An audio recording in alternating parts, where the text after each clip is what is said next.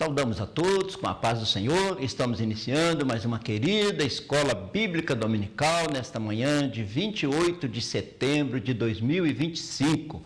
A nossa querida Escola Dominical. No terceiro domingo de setembro, nós comemoramos o Dia Nacional da Escola Bíblica Dominical e tivemos refletindo bastante do valor, a importância da Escola Bíblica Dominical. Toda manhã, todo domingo, na casa do Senhor de manhã, estudando a palavra do Senhor. Estamos estudando a nossa revista da editora Betel e nesse trimestre estamos estudando o Evangelho de João. 3 meses estudando o Evangelho de João, o Evangelho teológico, onde nós aprendemos muito a respeito da pessoa de Jesus. Jesus Cristo, o Filho de Deus, verdade que transforma, milagres e ensinamentos, promessa de vida eterna no Evangelho de João. João atenta para os milagres de Jesus e quais eram os ensinamentos teológicos que ele queria passar através daqueles milagres. E assim caminhamos durante esse trimestre estudando 12 lições e hoje vamos estudar a lição de número 13. Então, de julho, agosto e setembro, estudando aqui na AD Brasil JF sobre o Evangelho de João. E nós estudamos na lição de número 1, João, o discípulo amado de Cristo. João tinha esse privilégio, que Jesus o amava e João dedicou a Jesus até o final da sua carreira e ele escreveu o Evangelho de João, escreveu as 3 cartas de João e também teve o privilégio de escrever o Apocalipse de João. Jesus preservou, cuidou de João, a ponto dele escrever o último livro da Bíblia, o Apocalipse. Então, João, o discípulo amado, a Bíblia diz: ora, um de seus discípulos, aquele a quem Jesus amava, estava reclinado no peito de Jesus. Era a última Páscoa, era a instituição da Santa Ceia, mas João estava muito próximo de Jesus e manteve próximo de Jesus até o Apocalipse, até a hora que o Senhor o levou para a glória. Então, João, o discípulo que aproximou-se mais de Jesus. Jesus tinha os discípulos que eram próximos a ele, diferente da multidão, tinha 3 que aproximavam mais de Jesus e tinha João que aproximava mais ainda de Jesus. Então, a verdade aplicada da lição número 1 foi esta: pela revelação das Escrituras e pelo poder do Espírito Santo, vivamos no presente século como referência de amor a Deus e ao próximo. João mostrou para nós esta referência de amor a Deus e amor ao próximo. E João viveu muito, o evangelista que viveu muito a ponto de escrever o Apocalipse. E ele lá no final, o apóstolo do amor e da revelação. Ele foi enviado para a ilha de Patmos, num lugar difícil de sobrevivência, e Deus o arrebatou até o céu, e Deus abre as portas do céu e ele escreve o livro de Apocalipse. Na lição de número 2, nós estudamos o Evangelho do Filho de Deus. Agora, na lição número 1, vimos o personagem. Na lição número 2, vimos o conteúdo deste livro, como João mostrou quem era Jesus.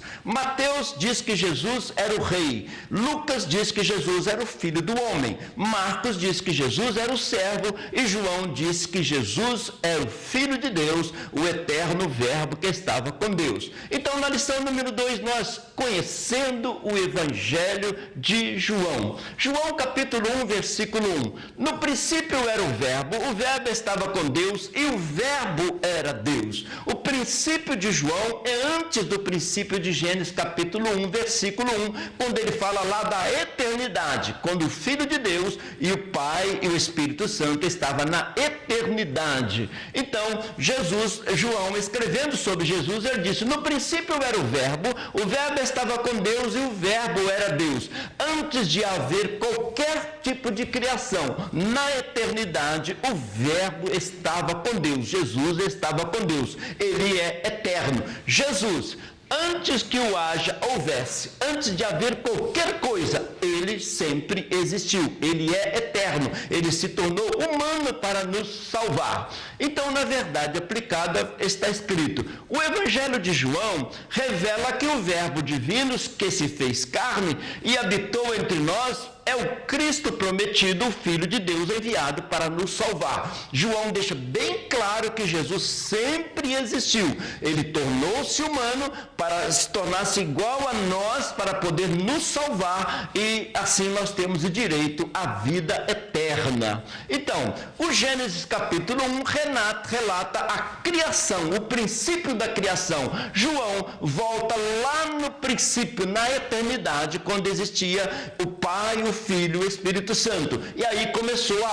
ordem da criação. Deus cria os anjos, arcanjos, adorando a Trindade, e depois Deus cria o ser humano à imagem e semelhança de Deus, depois que ele criou todo o universo para a habitação do ser humano. Então, o Verbo se fez carne e habitou entre nós. O Verbo não começou a viver quando ele nasceu aqui, ele sempre existiu, ele se fez carne.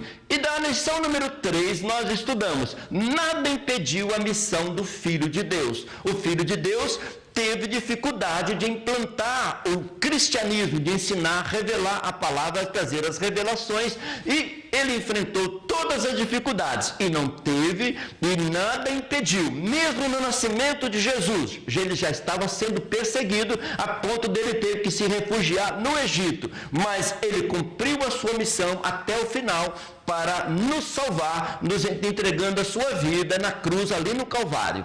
Então, na lição número 3, como Jesus venceu a rejeição. Jesus teve um ministério muito profícuo, muito maravilhoso, mas em meio a rejeições, e ele foi implantando o cristianismo dessa forma, e ele ensinou que nós devemos vencer também para a implantação do cristianismo, levar a palavra de Deus, o reino de Deus. João capítulo 11 diz: veio para o que era seu, e os seus não o receberam. Então, os seus, toda a criatura. Continuamente nós temos dito aqui que todas as pessoas são criaturas de Deus. Quando a pessoa aceita Jesus, ele torna-se um filho de Deus. E Jesus veio para o que era seus, as criaturas suas, e eles não receberam. Mas graças a Deus que nós aqui nessa escola bíblica dominical estamos aqui porque nós recebemos Jesus como nosso Salvador. E no final da sua missão, no alto da cruz, Jesus, após ter passado 3 anos e meio pregando, ensinando e fazendo milagres, quando ele foi crucificado, ele clamou bem alto: tetelestai, em grego, tetelestai, que significa está consumado, está pago. O que eu vim cumprir, estou acabando de cumprir. E assim ele cumpriu a sua missão aqui na terra. Na verdade aplicada dessa lição foi: assim como Jesus, seus discípulos devem também preservar na caminhada, a fim de cumprir sua missão, mesmo diante das oposições e rejeições. Jesus teve dificuldade, implantou o cristianismo em meio à adversidade. A igreja também caminha nessa mesma direção, seguindo ao Senhor, na contramão do mundo, mas o evangelho está crescendo, as igrejas estão sendo edificadas e as pessoas estão sendo salvas em nome de Jesus.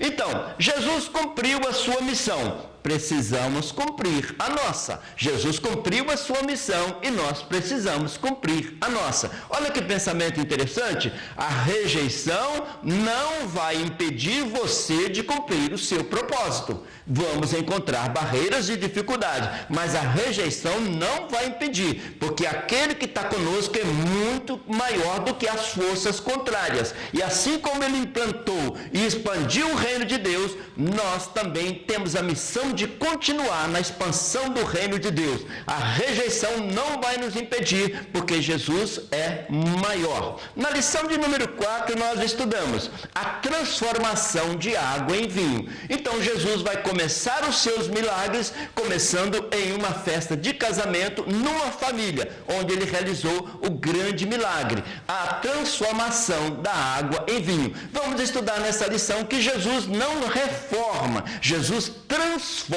de dentro para fora. Lição número 4, então, Jesus transforma a água em vinho, uma substância transformada em outra, e assim ele continua transformando corações, vidas, pensamentos, dia após dia.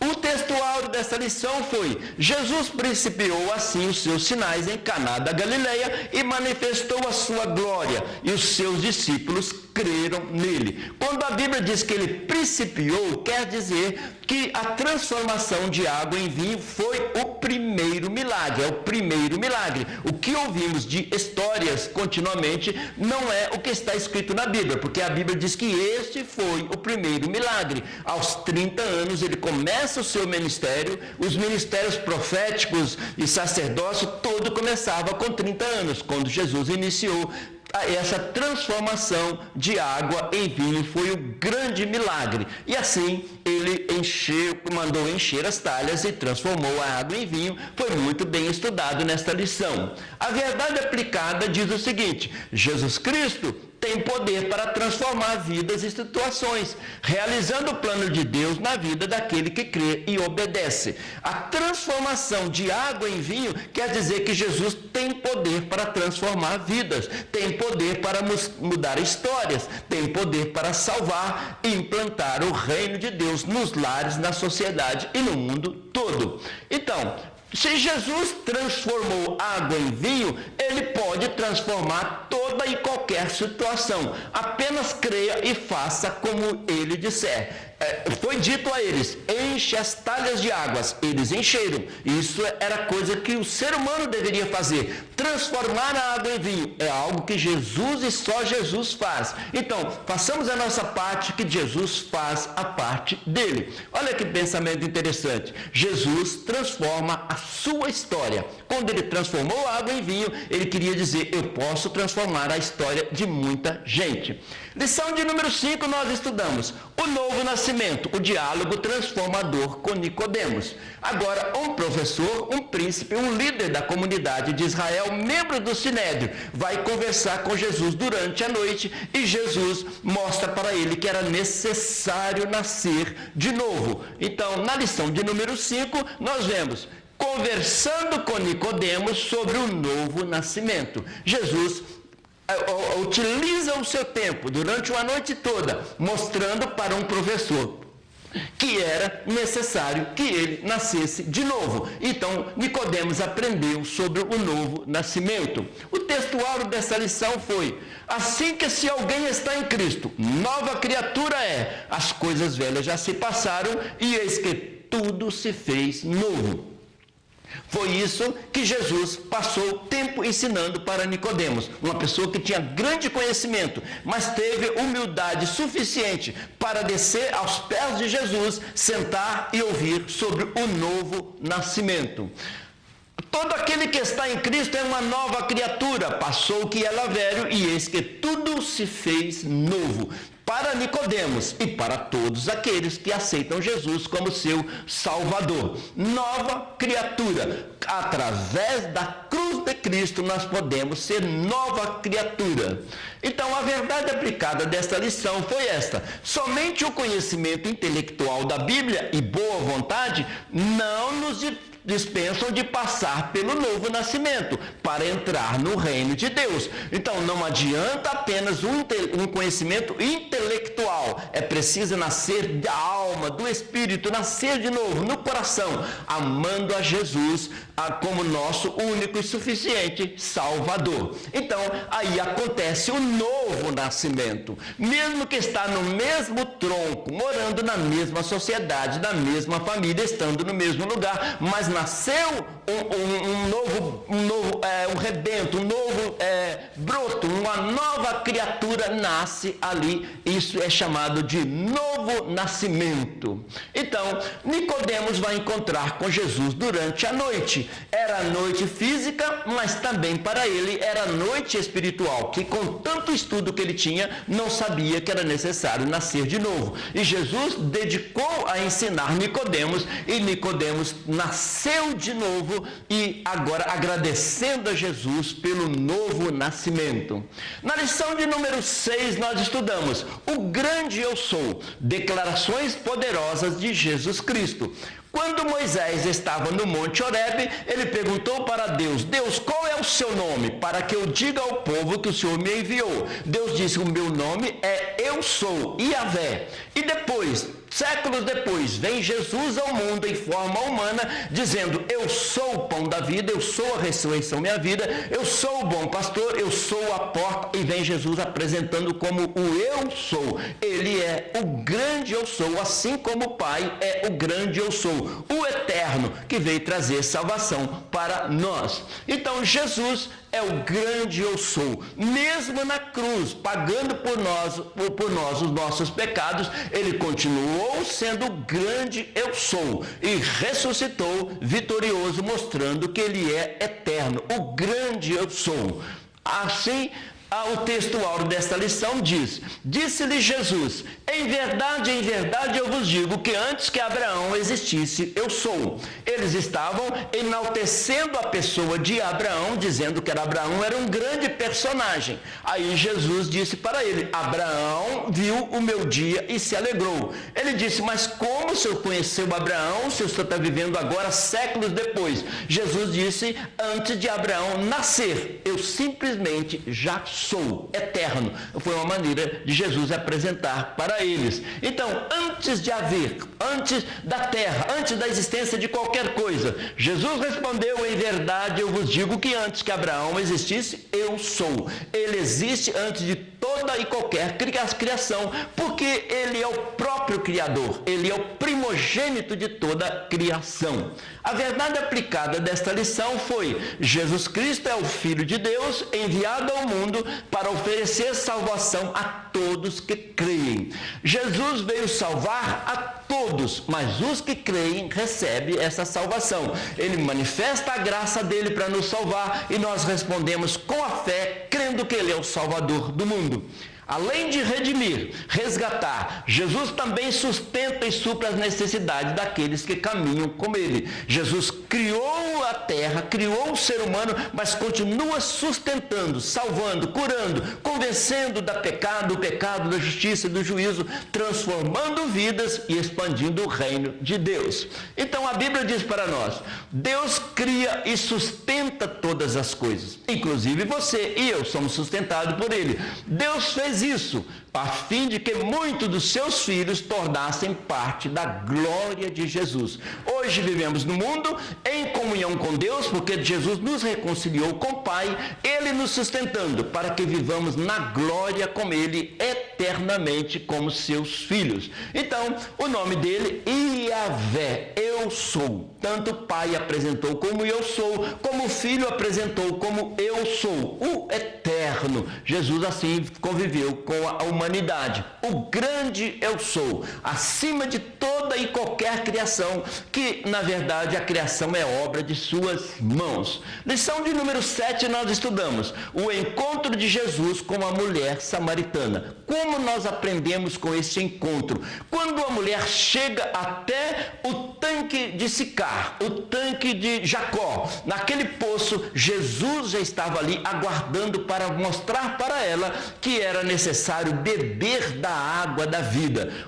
O poço de Jacó não ficava tão distante da cidade, a população ia ali para abastecer-se daquela água. E quando ela chega para tirar água, como um dia de rotina, que era aquele trabalho dela, ela encontra Jesus e Jesus falou da água viva e ela disse: dai-me beber desta água. Então ela se interessou pelas coisas espirituais, voltou lá na cidade e chamou todo mundo para ver o Cristo, o Messias.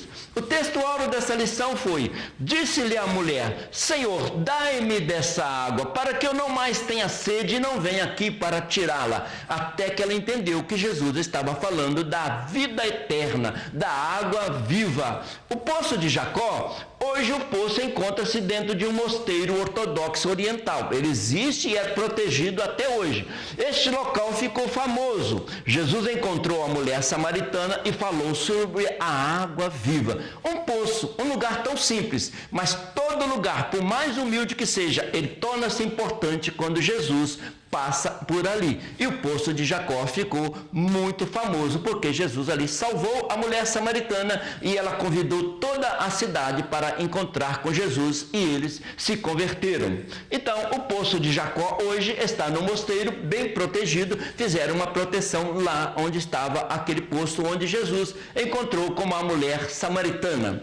A verdade aplicada daquela lição foi: o encontro de Jesus com a mulher samaritana expressa que o que nós podemos aprender com o encontro de Jesus com a mulher samaritana? O surpreendente amor de Deus não faz acepção de pessoas. Então, os judeus tinham uma diferença com os samaritanos e Jesus de repente rompe aquela barreira, passa por Samaria e não faz acepção de pessoas e mostra para ela que era necessário beber da água viva. E como ela alimentou-se daquela água viva, encheu o coração do amor, da presença de Deus, ela convidou toda a cidade para vir ouvir Jesus. Ali à beira do poço de Sicar, quando nos curvamos diante da graça, independente da sua nacionalidade, independente de qualquer coisa, a mulher samaritana curvou-se perante a graça de Jesus, recebeu o perdão e transmitiu para toda aquela cidade de Samaria. Assim, a mulher samaritana e a sua missão, além dela ser salva, ela levou a salvação para toda a sua cidade. Então ela foi lá e chamou a todas as pessoas: vinde e vede, por acaso não é este Cristo, este Messias que nós estamos esperando? E ela e toda a cidade teve um encontro com Jesus. Na lição de número 8, nós estudamos a manifestação da graça em meio à condenação. Levaram perante Jesus uma mulher em pecado e Jesus perdoou e também, além de perdoar, ensinou lições muito práticas naquela lição ali. Estudamos isso na lição de número 8. Então, a mulher, perante o perdão de Jesus. Eles chegaram perante Jesus levando pedras e Jesus escrevendo graça e perdão na areia. E aí mudou toda aquela história, além da história dela ser mudada, mudou também a história daquelas pessoas que precisavam de ter uma lição de ensinamento sobre o perdão.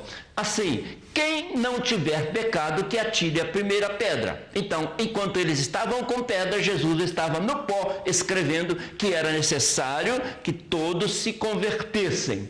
Assim, o textuário dessa lição foi: mulher, onde estão aqueles teus acusadores? Ninguém te condenou? E realmente ninguém agora tinha argumento suficiente, porque todos precisavam do perdão de Deus. Então, voltando aqui, o que Jesus escreveu na areia? Esta é a interrogação que tem permeado por séculos e séculos. O que Jesus escreveu na areia a ponto de todos os acusadores se retirarem e com a lição que ele passou ali naquele escrito ali na areia. E em vez dele fazer um grande sermão, ele escreveu na areia e ficou uma grande mensagem. Não sabemos diretamente o que Jesus escreveu, mas foi forte o suficiente para mudar o pensamento das pessoas. Onde estão os teus acusadores com pedras? Jesus resolvendo a situação, escrevendo na areia. A verdade aplicada desta lição foi: perdoar uns aos outros como fomos perdoados por Deus em Cristo. É uma das marcas do verdadeiro cristão. Todos nós precisamos do perdão de Jesus. Todos nós dependemos do Senhor, da graça do Senhor. Quem vive com pedras nas mãos ainda não conheceu o Evangelho, porque Jesus mostrou que o perdão é muito importante no reino de Deus. Na lição de número 9, nós estudamos a triunidade, o Filho em perfeita harmonia com o Pai. Estudamos sobre a existência do Pai, do Filho e do Espírito Santo. O Pai é uma pessoa, o Filho é uma pessoa, o Espírito Santo é uma pessoa. Três pessoas formam a divindade numa triunidade, numa harmonia eterna, muito forte e presente para nossas vidas. Então, o Pai é o Pai, o Filho é o Filho, o Espírito Santo é o Espírito Santo e as três pessoas são Deus. Então, Deus, compreenda a doutrina da Trindade que sempre existiu eternamente. eternamente. Assim, com esse gráfico fica mais fácil de entender. O Pai é o Pai, não é o Espírito Santo não é o Filho não é o Pai, mas as três pessoas são Deus, nessa harmonia eterna. Assim, o texto áureo dessa lição foi: e quem me vê a mim, vê aquele que me enviou. Eles queriam ver o Pai, e Jesus diz: quem já está me vendo, já está vendo o Pai, porque eu sou a revelação do Pai. Amor, perdão, reconciliação, trazendo as pessoas para perto do reino de Deus, para dentro do reino de Deus. Então, creia no que eu lhes digo. Eu estou no Pai e o Pai está em mim. Jesus sempre mostrou que ele tinha uma comunhão eterna com o Pai. Ele se esvaziou da sua glória, mas não se esvaziou da sua divindade. Tornando-se humano, permanecendo Deus, ele perdoou, curou, fez maravilhas e pagou um alto preço por nós. Tanta pureza em favor de nós, pecadores, que necessitávamos da salvação. Então, a verdade aplicada dessa lição foi: Jesus Cristo é a plena e definitiva revelação do Pai. Temos a revelação de Deus nas Escrituras, temos a revelação de Deus na própria natureza, na maneira de pensar, sentir, tudo isso fala de Deus. E Jesus foi a plena revelação de Deus. Ele diz: quem vê a mim já está vendo o Pai. Jesus revelou o Pai. Como Jesus revela o Pai? Ele revelou o Pai vindo a este mundo. Nasceu Jesus, a mais perfeita revelação de Deus, o Pai. A perfeita revelação. O ser humano perfeitamente 100% Deus, 100% homem, capaz de nos dar a salvação. Lição número 10, nós estudamos o exemplo de humildade.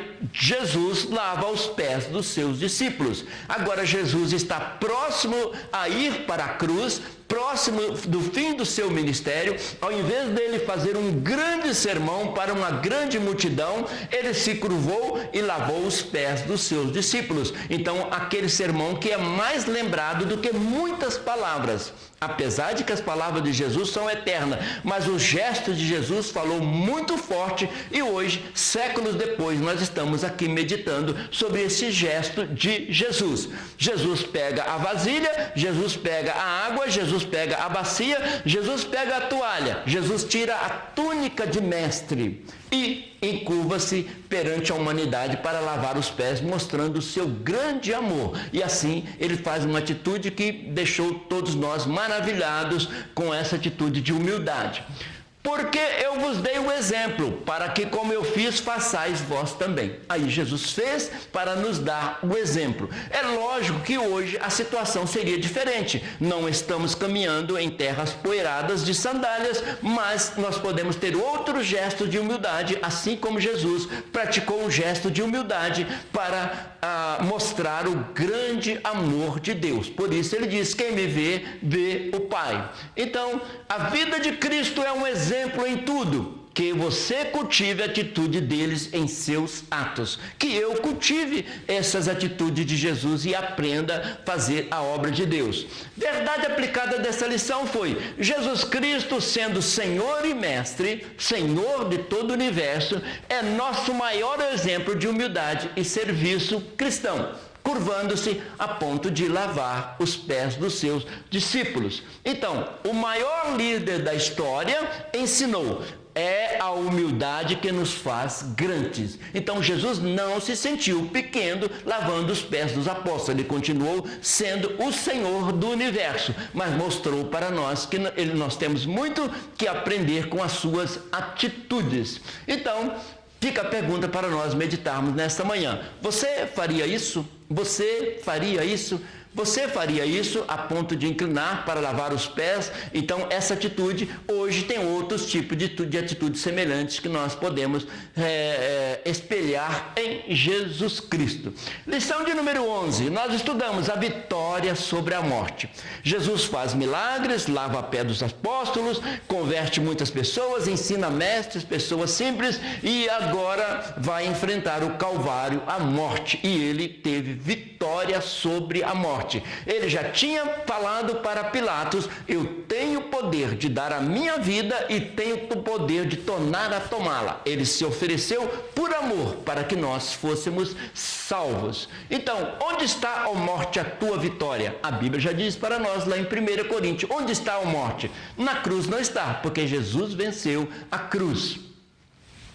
Texto-alvo dessa lição foi: porque ainda não sabiam a Escritura, eles ainda não conheciam a Escritura plenamente, que era necessário que ressuscitasse dos mortos. Então Jesus, crucificado, morto, sepultado, mas ressuscitou. O túmulo está vazio. Jesus venceu e ressuscitou. Assim como Jesus ressuscitou, nós temos direito a uma nova vida através de Jesus, crendo em Jesus, que Ele é o nosso Salvador. A verdade aplicada dessa lição foi: a ressurreição de Jesus Cristo é a segurança daquele que crê no Evangelho e o fundamento da esperança cristã. Então, Jesus morreu por todos, mas aquele que crê tem a salvação e a esperança de vida eterna. É necessário crer em Jesus Cristo como Senhor e seu Salvador. A Bíblia diz: todo aquele que invocar o nome do Senhor será salvo, tem uma nova vida e vai morar eternamente com o Senhor, além de ser abençoado aqui nesta vida terrena. Então, na cruz de Cristo está a chave da nossa vitória. A cruz de Cristo é a chave da nossa vitória. Então, curvemos perante a cruz de Cristo, que ressuscitou e está vivo, e temos a salvação da nossa alma. Então, a cruz, que era um elemento de suplício, de sofrimento, virou o símbolo do cristianismo.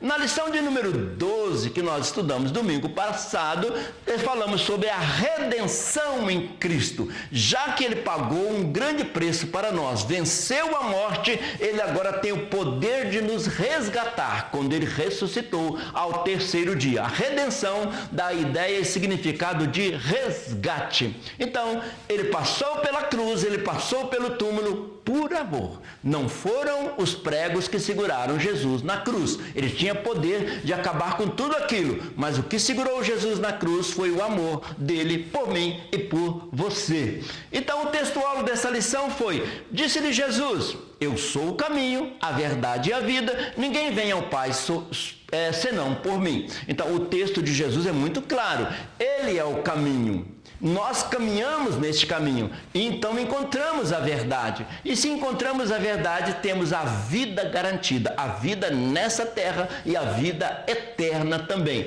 Andando pelo caminho, chegamos na verdade e temos a vida garantida. Então, só há um caminho para a vida eterna: Jesus. Só há um caminho para a vida eterna: Jesus.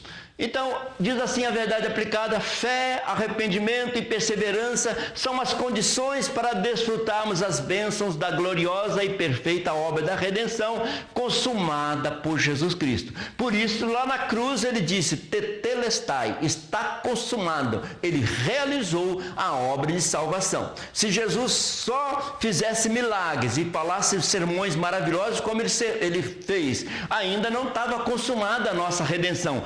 Quando ele morre na cruz para nos salvar, ele disse: está consumado. Agora já fez tudo em favor da humanidade. Apenas creamos e sejamos salvos na pessoa de Jesus. Então, qual é o plano da salvação? Abraçar, apertar as mãos furadas de Jesus, que foi o sinal que ele mostrou depois da ressurreição. Ele mostrou os sinais dos cravos nas suas mãos e no seu lado, mostrando que ele ressuscitou e que nós podemos ter vida eterna.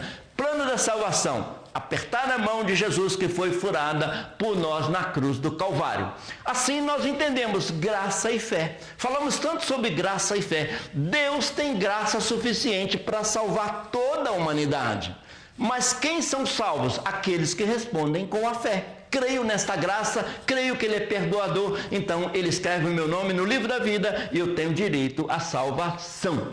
Agora nós vamos estudar a lição de número 13, que é a lição de hoje, do dia 28, que é a última desta revista, desse trimestre. Agora adentrando realmente na lição do dia de hoje. Até o momento fizemos uma recapitulação, uma lembrança daquilo que nós estudamos.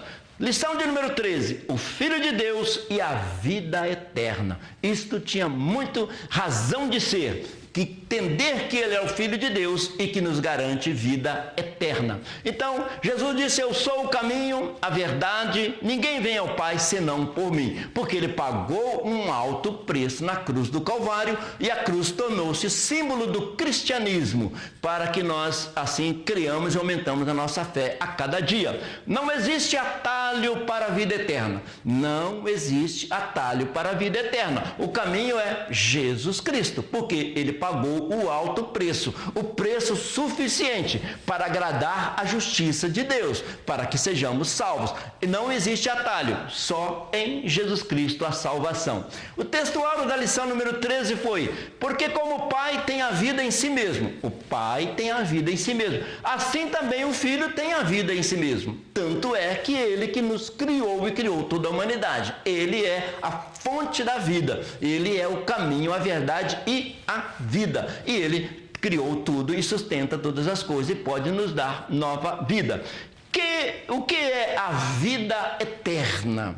A Bíblia fala muito de vida eterna. A vida eterna não só no sentido de uma vida contínua, mas uma vida da eternidade, a vida lá de cima, da beleza e da glória da vida lá de cima. A vida eterna quer dizer bem mais do que uma vida contínua no tempo, mas sim uma vida contínua, mas uma vida de acordo com a eternidade, muito melhor do que este mundo que nós vivemos, um mundo decaído. Deus quer que nós voltamos a ter a vida eterna, que era o desejo dele lá no começo, que o ser humano vivesse eternamente num paraíso de glória, sentindo a presença de Deus, a visitação do dia de Deus todos os dias. Então a vida eterna é a vida da eternidade. Além de ser eterna no tempo, também é eterna na qualidade, na vida da eternidade. Então, quem é a vida? Jesus é a vida e Ele nos garante vida. A verdade aplicada da lição 13 é esta: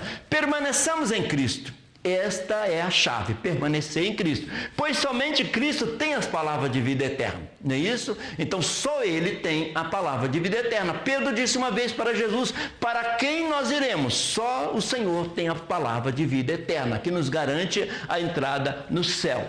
O que acontece com quem ouve a palavra de Deus e crê em Jesus? O que acontece quando a pessoa crê em Jesus? Ouviu o Evangelho e creu? Não será condenado. Já invocou o nome do Senhor, não será condenado. Segundo, passou da morte para a vida. Ainda que passa para a eternidade, mas vai viver eternamente. E tem a vida eterna, uma vida da eternidade e também com um tempo ilimitado na eternidade. O texto escolhido para esta lição foi: e a vida eterna é esta, que conheço a ti por único Deus verdadeiro e a Jesus Cristo a quem enviaste. Creio que Deus existe, que enviou o seu Filho para me salvar. Eu glorifiquei-te na terra, tendo consumado a obra que me deste a fazer. Agora, pois, glorifica-me tu, ó Pai, junto a ti mesmo, com aquela glória que eu tinha contigo antes que o mundo existisse. Então, Jesus está dizendo, ele já estava na glória, coroado de glória e de honra, adorado por anjos, arcanjos, e de repente ele se esvazia desta glória para vir morrer por nós, mas continuou sendo Deus na forma humana, 100% Deus, 100% homem. Eu já não estou mais no mundo, mas eles estão no mundo. Eu vou para ti. Pai Santo, guarda o teu nome, guarda em teu nome aqueles que me deste, para que sejam assim um como nós. Então Jesus está falando de uma comunhão com Deus, como ele tem comunhão com o Pai, ele quer que nós tenhamos comunhão com o Pai também e vivemos eternamente na glória. Então Jesus, ele podia ter descido da cruz, mas preferiu levantar-se do túmulo, cumprir até o final o resgate da nossa alma, a nossa redenção. A introdução da lição diz: diante da realidade da influência do pecado na existência humana, Deus por amor enviou o seu Filho, que tem a vida e concede vida. Ele é a fonte da vida e ele nos concede vida. Veremos as respostas por parte do ser humano para desfrutar da vida eterna no presente e no futuro glorioso, para que todos permanecerem em Cristo. Então, Jesus Ele nos dá graça suficiente para que permanecemos em Cristo e tenhamos a vida da eternidade. Então, como será a vida no céu?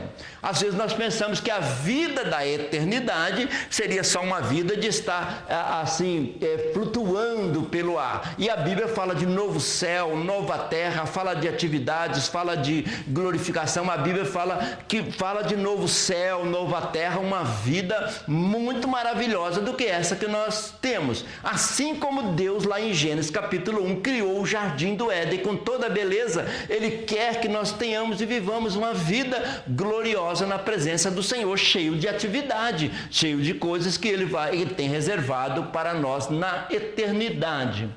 Assim, no tópico 1, no Filho de Deus está a vida, só Ele tem a vida. Tudo que nós aprendemos ajuda o nosso intelecto, mas o que alimenta a nossa alma e a nossa fé é o Filho de Deus.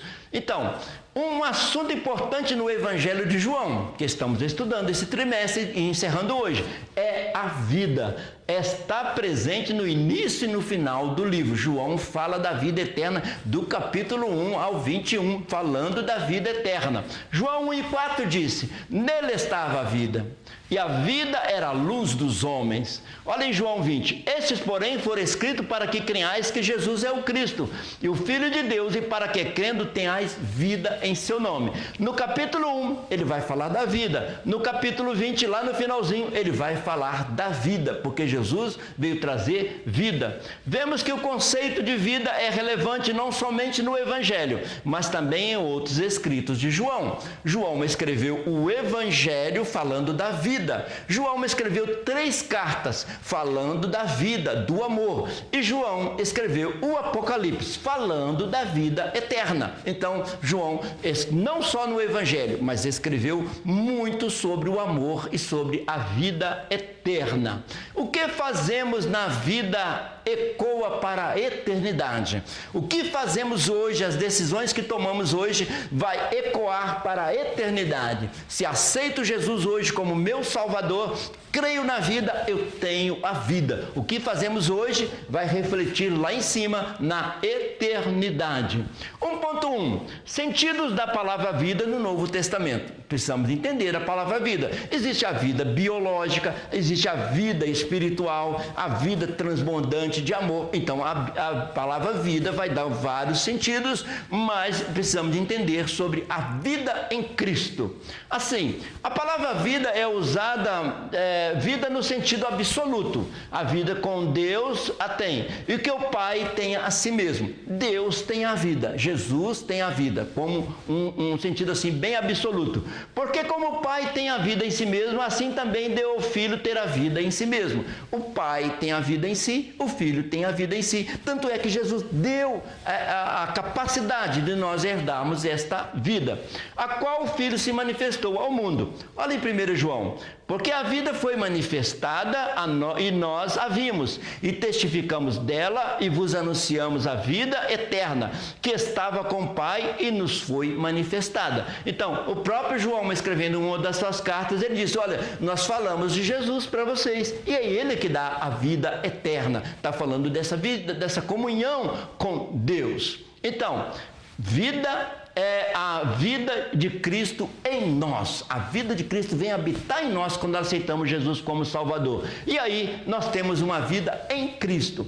Cristo implanta uma nova vida em nós. E aí nós temos uma nova vida em Cristo. Temos comunhão com Deus, reconciliação com Deus, temos a alegria de viver neste mundo na presença de Deus e a vida eterna.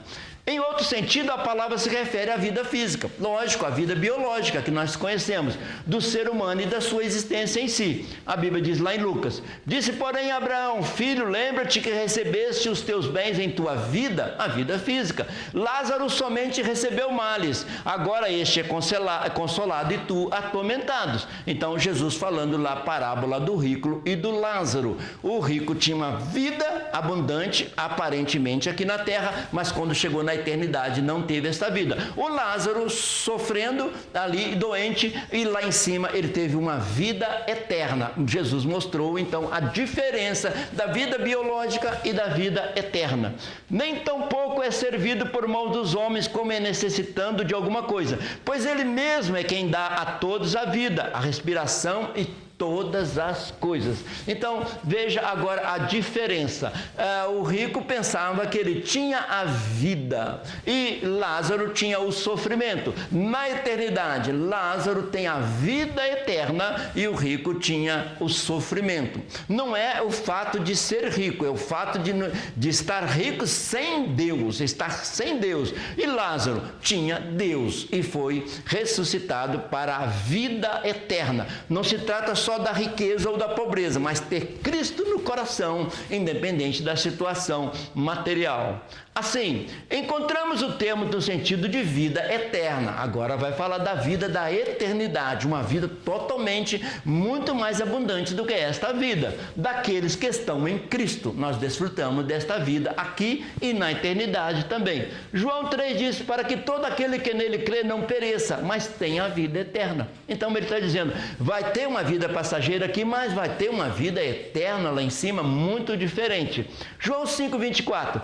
na verdade eu vos digo que quem ouve a minha palavra e crê naquele que me enviou, tem a vida eterna, não entrará em condenação, mas passou da morte para a vida. Então, quando alguém passa para outra vida, nós falamos, ele passou para outra vida. É um cristão, é uma pessoa que aceitou Jesus como seu Salvador. Ele não morreu, mas passou para outra vida, a vida eterna. Assim, a vida da eternidade. Assim como Jesus ressuscitou do túmulo e vive eternamente, nós também vamos viver eternamente numa outra dimensão, na presença do Senhor.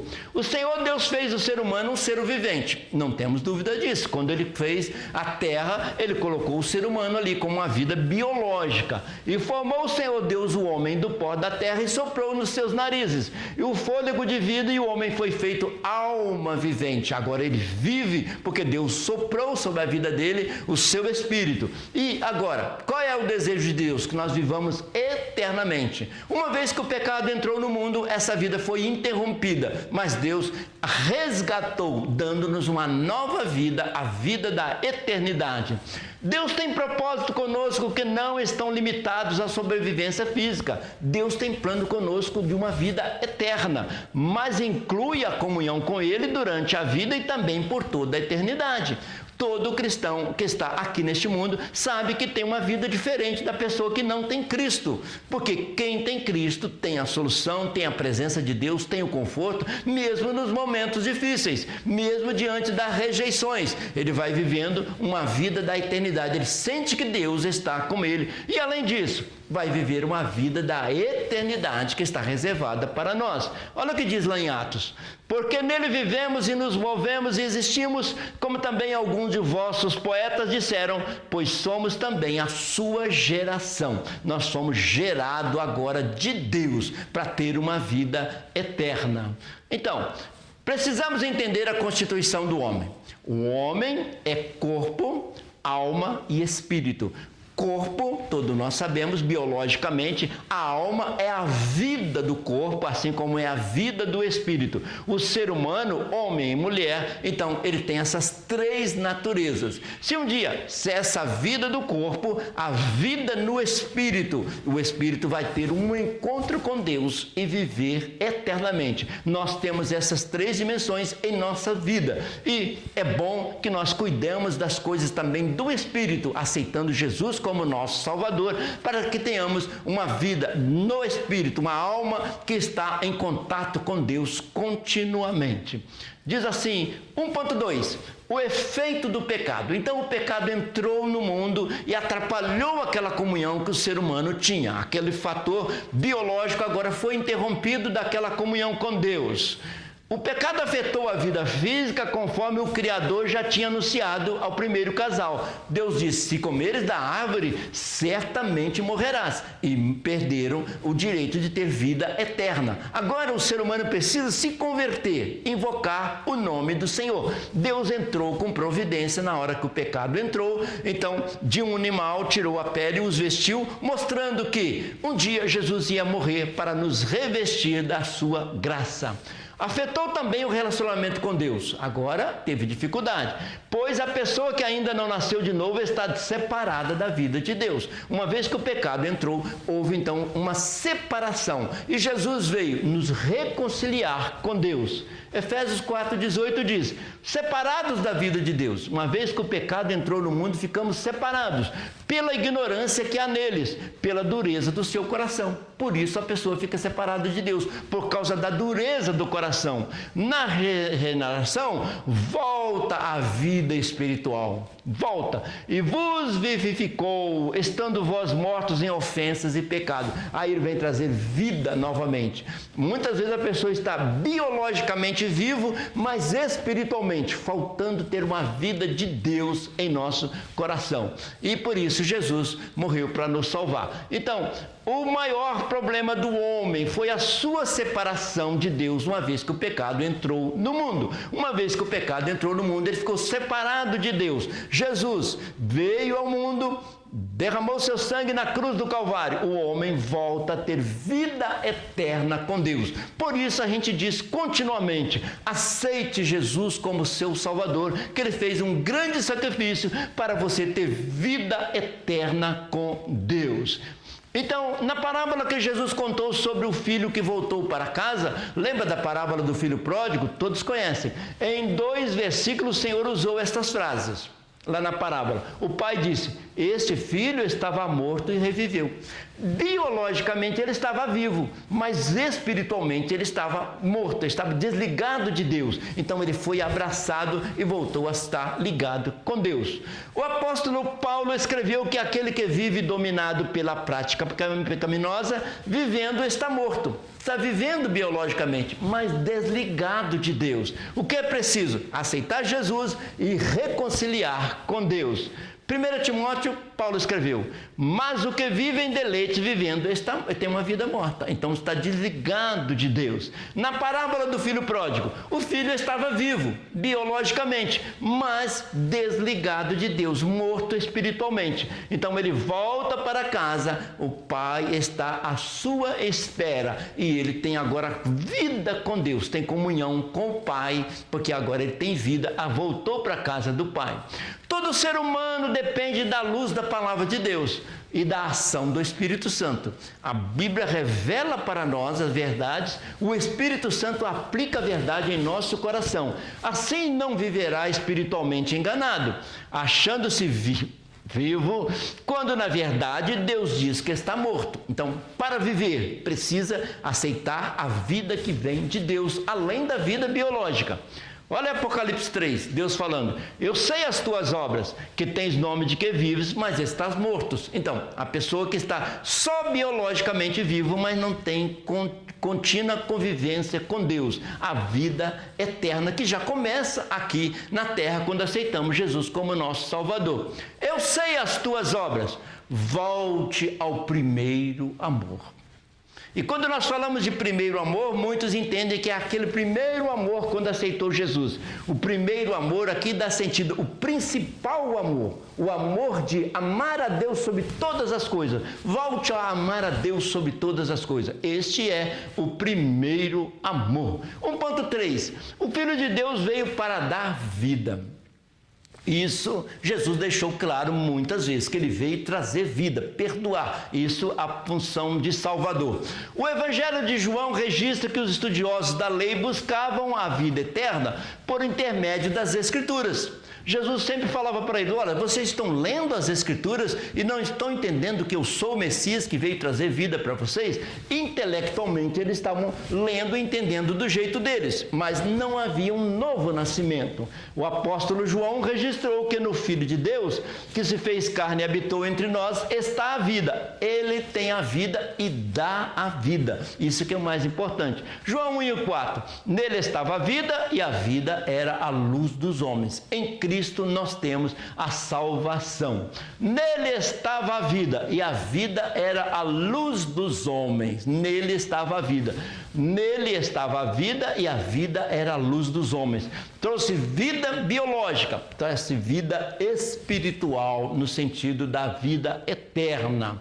Quando veio o Filho de Deus, aqueles estudiosos não creram nele. Eles liam tanto as Escrituras que haveria de vir um Messias. O Messias veio e eles não creram. Então faltou um aceitar de coração. Eles não perceberam que a vida estava naquele de quem as mesmas Escrituras que eles estudavam testemunhavam. Eles liam as Escrituras e não entendiam que Jesus estava cumprindo as Escrituras. Olha o que está escrito em João: vocês examinais as Escrituras porque cuidais ter nela a vida eterna. E são elas que testificam de mim, e não quereis vir a mim para teres vida?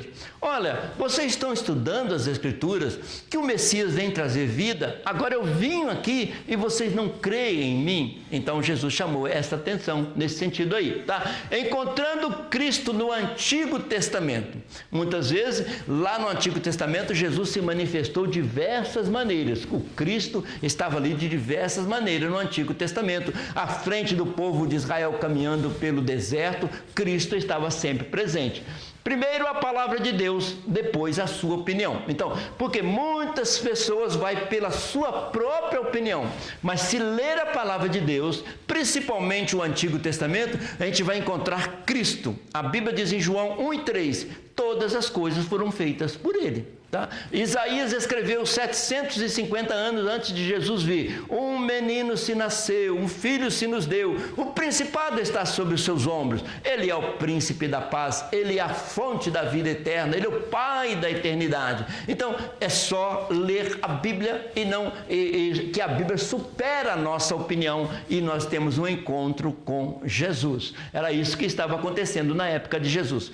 Tópico 2 da lição 13, última lição desse trimestre: a vida eterna com Cristo. É esta que nós buscamos a cada dia. João não se limitou a escrever que a vida estava no Filho de Deus, mas procurou expor a necessidade de receber essa vida e a possibilidade de desfrutar a vida eterna. João disse: olha, a vida está no Filho de Deus. Mas nós estamos separados de Deus. Ele falou: mas tem uma oportunidade, é só aceitar Jesus, que Ele morreu na cruz para te salvar. Então João mostrou que tem a vida eterna e que nós temos possibilidade de herdar esta vida eterna.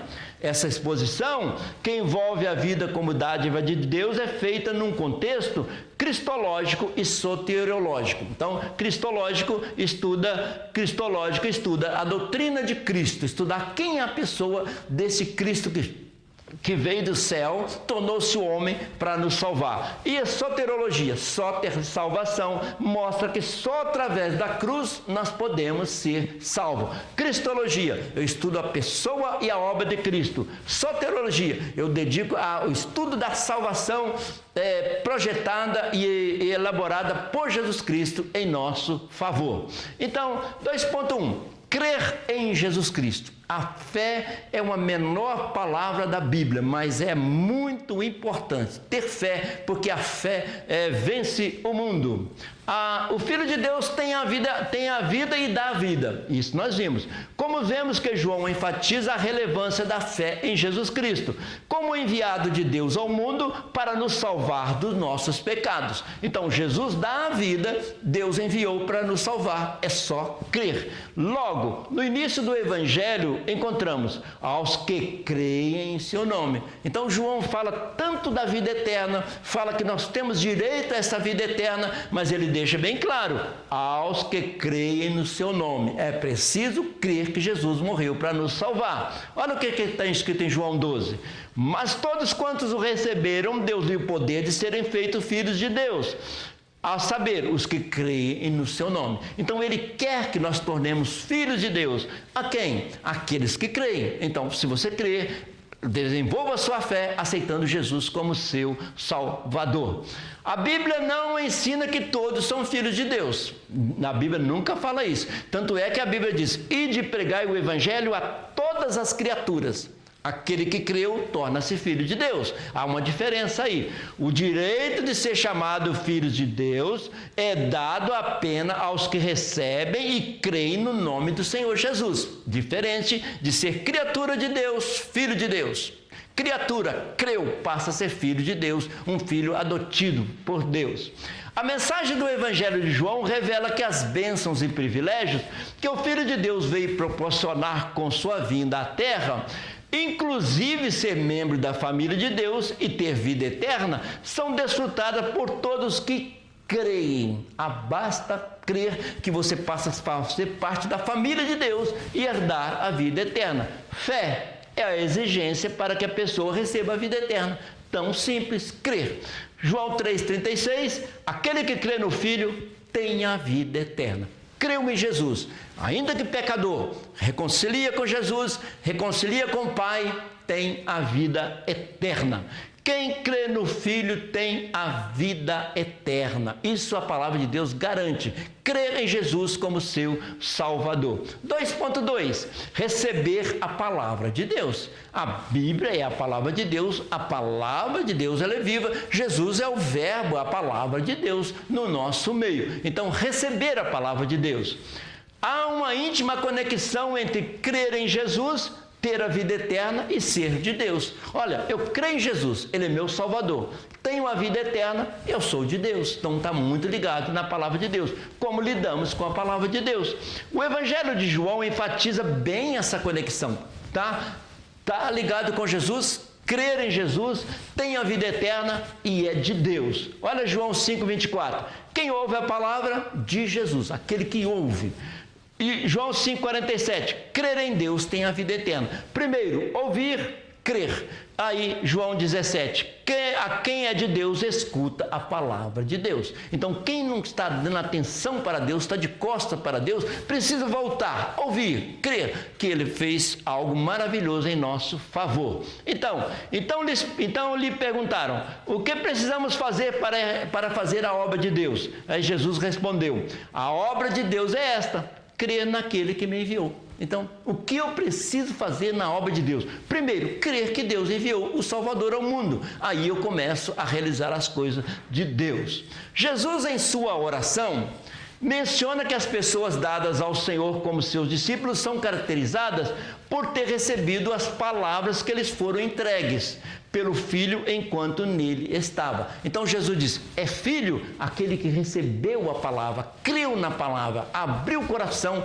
para a palavra de Deus. Nosso Senhor disse que suas palavras transmitidas aos seus discípulos são espírito e vida. As palavras de Jesus não alimentavam só o intelecto, mas alimentavam a alma, e até hoje elas alimentam a nossa alma. A Bíblia é vida, as pregações da palavra de Deus são vida. Então, quando quem crê e ouve a palavra tem vida eterna. João 6,63, o Espírito é o que vivifica, a carne para nada aproveita. As palavras que eu vos disse são Espírito e vida. As palavras de Jesus são Espírito e vida. Creia nas palavras do Senhor, ouça a palavra do Senhor, aceite que ela transforme a nossa maneira de viver. Então, a vivificante palavra de Deus, ela nos vivifica, traz vida. Lê, parece que o versículo está saltando em nossa direção, é em nosso favor. A Bíblia é viva, a palavra de Deus é viva.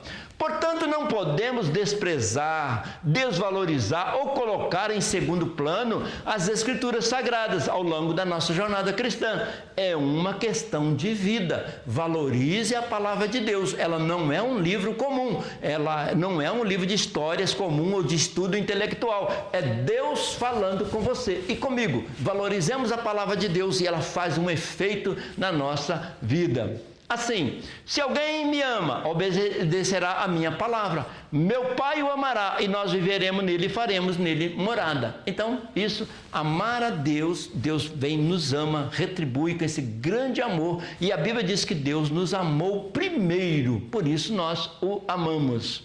Então, 2.3, a relevância de praticar a palavra de Deus. Relevância aqui no sentido de importância de praticar. Não só ouvir, mas praticar. Primeiro crer e colocar em prática a palavra de Deus, aceitando Jesus. Assim, no Evangelho de João, nosso Senhor Jesus Cristo foi claro ao afirmar que não é suficiente conhecer a palavra de Deus, concordar, ter em mente, se o discípulo de Cristo não aplicar no dia a dia. Então eu preciso guardar, colocar em prática a palavra de Deus. Até mesmo para entender a palavra de Deus é preciso antes disposição para cumprir e fazer a vontade de Deus.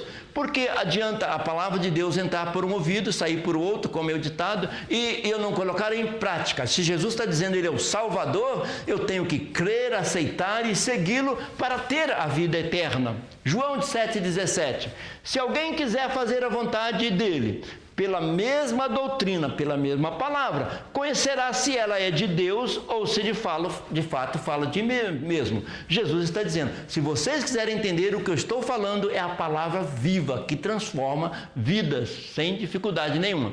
A palavra de Deus não é apenas para ler, e também para colocá-lo em prática. Isso, a palavra de Deus não é apenas para ler, é também para colocá-la em prática, crer no Senhor Jesus. Precisamos nos aproximar das Escrituras, sem dúvida, com um compromisso de fé, que resulte no comprometimento em cumprir a vontade de Deus. Deus, eu vou ler a Tua palavra e ela vai me ensinar e eu vou me esforçar para praticar. Então, esse comprometimento parece que estava faltando com muitos que manifestavam crer em Jesus. Muitos ouviam a palavra de Jesus, mas não praticavam. Isso que Jesus enfatizou. João 8, dizendo ele essas coisas, muitos creram nele. Jesus dizia, pois, aos judeus que criam nele, se vós permanecerdes na minha palavra, verdadeiramente sereis meus discípulos. Então, vocês já ouviram? Muito bom. Agora, se permanecer, vocês vão ser chamados de discípulo e vão ter a vida eterna. Vão ser abençoados por Deus, tá? Bendito todos aqueles que ouvem a palavra de Deus e obedecem. Bendito que ouve e que obedece. Bendito que ouve e que obedece. Coloca em prática. Tópico 3 da nossa lição, a esperança dos salvos. Nós temos uma esperança de vida eterna. Além de ter a alegria de estar salvo aqui na terra, também vamos viver a eternidade com Deus. O Evangelho de João não destaca somente o desfrutar da vida eterna por aquele que crê, recebe Jesus e permanece em suas palavras ao longo da jornada dessa terra. Ele diz, se você aceitar Jesus como seu Salvador, você vai ser abençoado em todos os sentidos, mas tem uma vida futura, tem algo eterno nos esperando. Mas também pontua alguns aspectos que compõem a realidade futura do discípulo de Cristo. Deus vai nos abençoar aqui, teremos felicidade e alegria de estar sendo guardados por Deus e desfrutar da vida eterna. Assim, salvos pela esperança. Esperança é uma palavra-chave na Bíblia. Esperança, com fé de que algo novo e maravilhoso nos aguarda na dimensão espiritual de Deus. Ser abençoado aqui e ser abençoado na vida eterna. 3.1. A esperança que impulsiona o discípulo. É a fé, a esperança que Deus tem algo maravilhoso preparado para mim, que me impulsiona a servir, a adorar, a glorificar, a vir à igreja. A esperança no retorno de Jesus Cristo. E aí? Jesus disse que Ele voltará. Eu tenho esperança que Ele vai voltar. E isso me alimenta. Gera a certeza de que as dores e os sofrimentos são pequenos diante dos bens eternos preparados para os filhos de Deus. Então, se eu tenho a esperança que Jesus vai voltar, mesmo em dificuldades, a minha vida se alegra, porque eu vou ter o melhor de Deus. João 14, escrevendo, se eu for, olha que Jesus disse, se eu for e vos preparar lugar, virei outra vez e levarei para mim mesmo, para que onde eu estiver, estejais vós também. Então, quando Jesus partiu, eles ficaram tristes. Jesus disse, não fica triste, que eu vou, mas eu vou voltar outra vez para vos buscar. Esta é uma esperança do cristão, de um dia estar na eternidade com Deus. Novo céu, nova terra na presença de Jesus. Então, aguardando a bendita esperança, a manifestação da glória do nosso grande e Salvador Jesus Cristo. Vivemos neste mundo, temos as nossas atividades, famílias, cuidando de todas as coisas, mas na esperança que Jesus voltará para buscar o seu povo. Para isso eu preciso crer e aceitá-lo como meu Salvador. No livro de Apocalipse, João ressalta que vamos morar com o Pai em seu tabernáculo eterno, na sua casa eterna. Seremos seu povo e ele o nosso Deus. O livro de Apocalipse, que fala da revelação do futuro, mostra-nos isso dizendo: e ouvi uma grande voz do céu, que dizia, eis o tabernáculo de Deus com os homens, pois com eles habitará, eles serão o seu povo, e o mesmo Deus estará com eles e será o seu Deus. Apocalipse, o próprio João que escreveu o Evangelho, está dizendo, haverá um tabernáculo e nós vamos morar com Deus, seremos povo de Deus e Deus será o nosso Deus continuamente ali, tá bom? Então, João fala muito das maravilhas da dimensão celestial, ainda que tenta se descrever o melhor possível. O que Deus tem preparado para nós é muito mais do que nós conseguimos pensar ou meditar, mas Deus tem algo maravilhoso para a sua igreja. Lá não haverá pranto, olha aí, não haverá tristeza, não haverá morte, não haverá clamor, não há dor. Olha o que diz em Apocalipse, o próprio livro de Apocalipse escrito por João: e Deus limpará dos seus olhos toda lágrima, não haverá mais morte, nem pranto, nem clamor, nem dor, porque já as primeiras coisas são passadas. Tamanha esperança nos motiva a preservar em Cristo Jesus, pois Ele está a vida eterna. Então, esperança de ter uma vida eterna com Deus nos motiva a continuar sendo cristãos firmes na presença do Senhor. Olha João 3,15, para que todo aquele que nele crê não pereça, mas tenha a vida eterna. Jesus falou, eu vim para isso, para vocês terem vida eterna. Então, o novo céu e a nova terra, a Bíblia fala de novo céu e a nova terra. Então, haverá uma nova dimensão, Deus estabelecendo para que nós vivamos ali na presença do Senhor. Então, ouvi uma voz vinda do trono dizendo, eis o tabernáculo de Deus com os homens, Deus habitará com eles, eles serão o povo de Deus e Deus estará habitando com eles. Nós teremos essa alegria de viver eternamente juntamente com Deus. 3.2, a dimensão da futura vida eterna. Como será essa vida eterna? O que nós podemos entender. Nosso Senhor declarou que no fim desta era, e vai passar, a Bíblia diz, passarão os céus e a terra. Os que morreram em Cristo participarão da ressurreição para a vida eterna. Olha João 5, e os que fizeram bem sairão para a ressurreição da vida, e os que fizerem mal para a ressurreição e condenação. Então, de toda forma haverá ressurreição, uns para a condenação e outros para a ressurreição na presença do Senhor. Então, é hora de escolher Jesus como nosso Salvador, que nos garante a vida eterna. É uma garantia que foi revelada pelo próprio Senhor em todo momento, ali em outro momento. Olha aqui João dizendo, porquanto a vontade daquele que me enviou, Jesus disse, é esta, que todo aquele que vê o Filho e crê nele tem a vida eterna e eu ressuscitarei no último dia. Saber que nós somos corpo, alma e espírito. No último dia, na ressurreição, ressuscitaremos com um corpo glorioso para estar com o Senhor. Então, creiamos em Jesus como nosso Salvador. Creio na ressurreição, na vida eterna. Declare isso hoje. Eu creio na ressurreição e na vida eterna. E quem dá essa vida eterna? Jesus Cristo, aceitando Ele como seu Salvador. Todo aquele que crê no Filho de Deus e nele permanece, já tem a experiência parcial da vida eterna e vive na esperança de participar da dimensão futura desta vida em Cristo. Se eu aceito Jesus como Salvador hoje, a minha vida eterna já começou hoje. Haverá um dia que passarei para uma outra dimensão, mas a vida eterna já começou. A vida eterna já começou para todos nós. Uns para a condenação eterna, outros para a vida eterna em Jesus. O apóstolo Paulo, escrevendo sobre essa dimensão futura, registrou. Olha o que Paulo disse.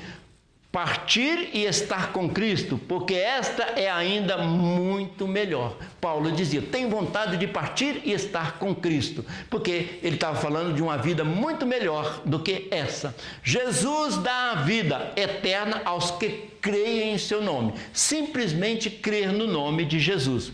Hoje, já desfrutamos da bênção do viver em Cristo. Aqui nós já vivemos, tem vida eterna. Já sentimos a presença de Deus e naquele dia na presença do Senhor.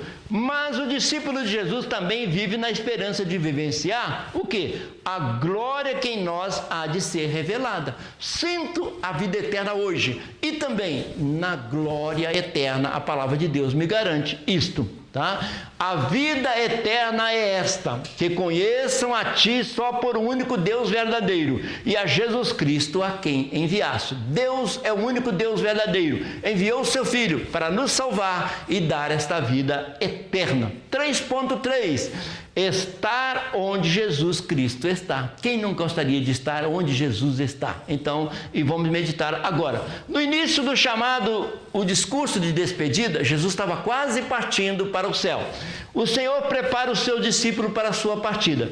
E inicia dizendo que eles não poderiam para onde ele estava indo. Ele falou, no momento vocês não podem ir, mas eu virei e um dia vocês vão estar comigo. Olha aqui João 13. Filhinhos, ainda por um pouco estou convosco. Vós me buscareis, como tinham dito os judeus. Para onde eu vou, não podeis ir. Eu vou-lo digo também agora. Então, Jesus estava partindo. Vocês não vão agora, mas vocês um dia vão estar comigo.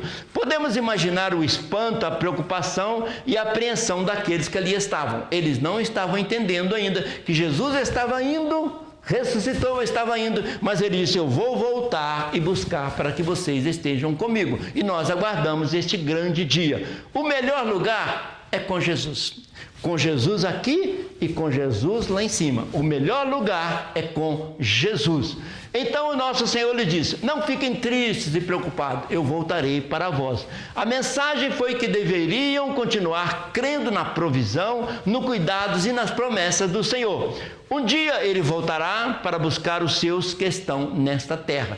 Creia em Jesus que ele voltará para buscar a sua igreja. Então a Bíblia diz, vigiai, pois, porque não sabeis a que horas há de vir o Filho do Homem, o Senhor. Não sabemos a hora que Jesus vai voltar.